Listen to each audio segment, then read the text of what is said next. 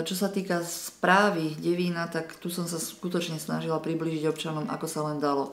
Hneď od začiatku sme sa uzniesli na tom, že zastupiteľstvá sa budú konať v čase, kedy sa ich budú môcť zúčastniť všetci, ktorí budú mať záujem sa ich zúčastňovať. Čiže miestne zastupiteľstvá sa konali vždy v čase o 18. hodine a žiaľ teda občania možno nevyužili až tak túto príležitosť, ale podľa ktorí predsa len prichádzajú a kto má záujem, môže, je to v čase, kedy je už doma a teda nemusí sa uvoľňovať z práce.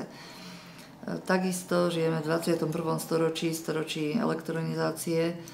Bežia rôzne projekty, ktoré majú priblížiť alebo uľahčiť skôr teda kontakt občana s úradmi. Je to projekt eGov, kde sa snažíme zabezpečiť pre všetkých, ktorí majú prístup k internetu a sú teda elektronicky gramotní, aby teda nemuseli skutočnej prichádzať na úrady, stať v šorách, čakať na úradníkov, ale aby si veci mohli riešiť cez internet a formou elektronickej pošty.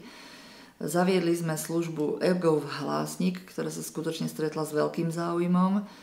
Tu na ľudia prihlásení a zaregistrovaní dostávajú od nás krátke správy o tom, čo sa aktuálne v Devíne deje, a majú tam spravidla vždy uvedený link, kde sa dočítajú viac, ak ich tá téma zaujme. Podarilo sa nám zaviesť internetové pracovisko pre verejnosť na miestnom úrade, je to tu kúsok vedľa sekretariátu na prvom poschodí, čiže každý, kto nemá doma sám internet, môže prísť a v čase, keď je úrad otvorený, má možnosť pracovať na internete u nás. Takúto istú možnosť sme poskytli aj materskej škôlke, rodičom materskej škôlke a pracovníkom materskej škôlky, tiež sú pripojení na internet, ako aj miestnej knižnici, kde to bolo jednoznačne potrebné.